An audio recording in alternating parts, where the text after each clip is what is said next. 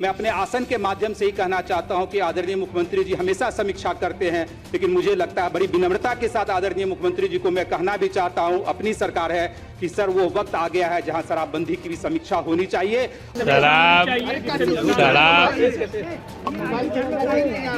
शराबबंदी कानून पूरे सदन की सहमति से, सभी दलों की सहमति से बना था, लागू है और लागू रहेगा। समीक्षा नहीं होगी सर इस पे? नमस्कार। अब जिद छोड़ दीजिए साहब। जी हाँ, अब बहुत हो गया। शराबबंदी को लेकर किसी को कोई शिकायत आपसे नहीं है, लेकिन शराबबंदी के आड़ में जो चीज़ें हो रही हैं और जिस स्तर पर हो रही है वो बहुत नुकसान दे रहा है बिहार को। हर गांव-गांव में ड्रग्स का प्रवेश हो चुका है और जिस स्तर पर ड्रग्स म्यांमार के रास्ते बिहार पहुंच रहा है, और स्वाभाविक तौर पर बिहार पुलिस उस स्थिति में भी नहीं है कि उस ड्रग तस्कर तक पहुंच जाए।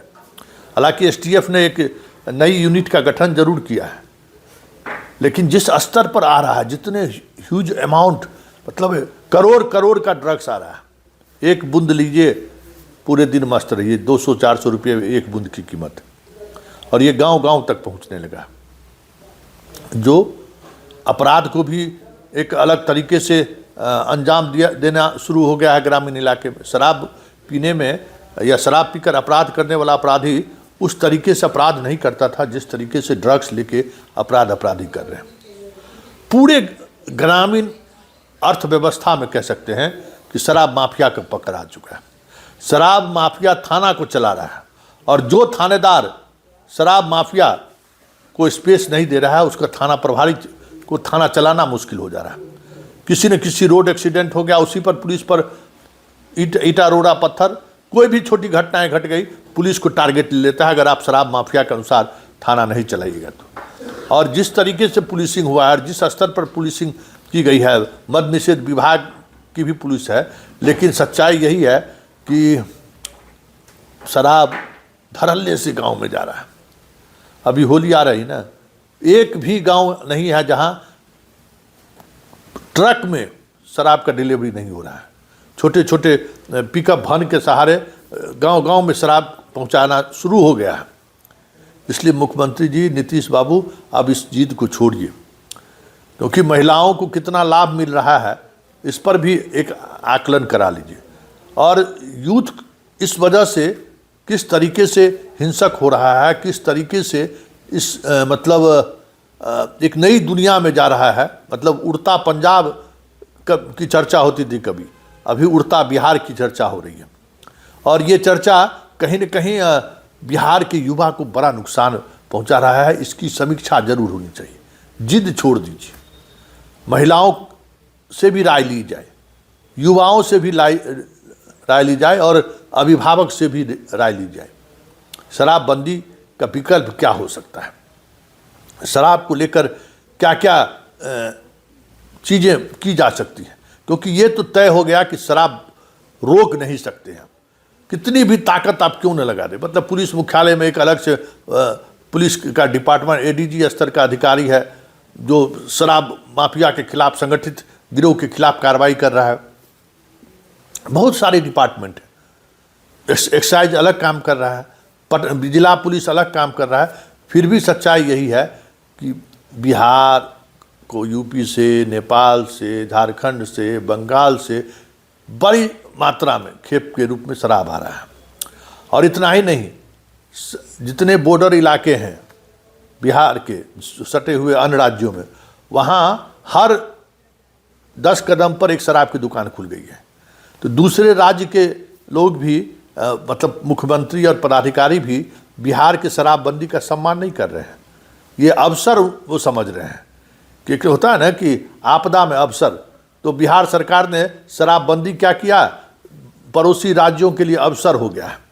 मतलब बॉर्डर इलाके में जाइए, सैकड़ों दुकानें शराब की खुल गई हैं, क्योंकि उसको पता है कि बिहार के लोग आकर यहाँ पिएंगे और हमें राजस्व का लाभ होगा।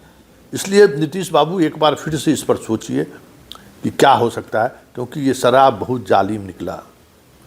भले आपने बंदी जरूर करा दी है, लेकिन बड़े स्तर पर नुकसान हो रहा है युवाओं का। जरा सुनिए आज सदन में क्या हुआ।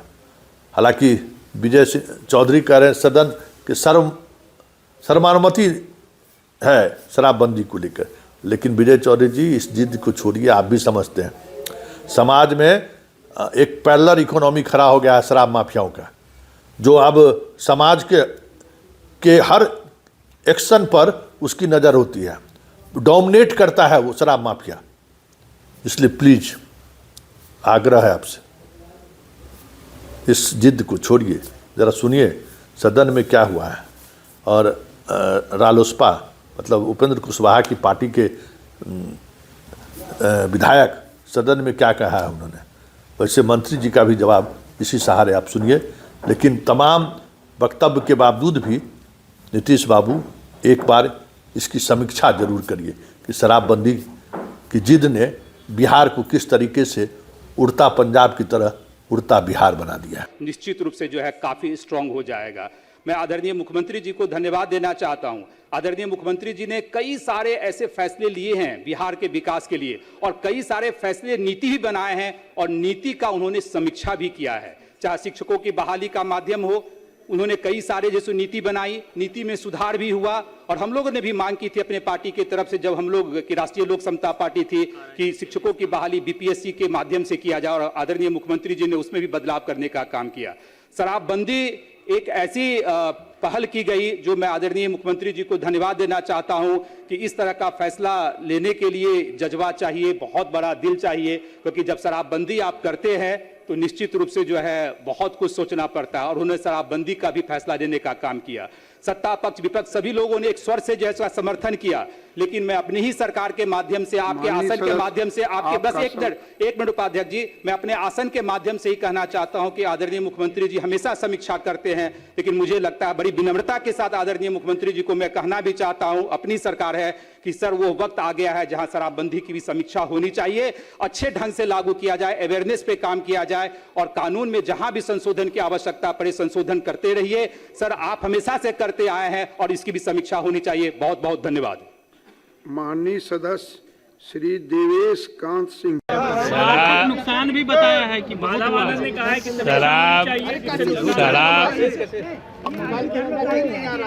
शराबबंदी कानून पूरे सदन की सहमति से, सभी दलों की सहमति से बना था, लागू है और लागू रहेगा। समीक्षा नहीं होगी सर इस पे? समीक्षा होगी सर।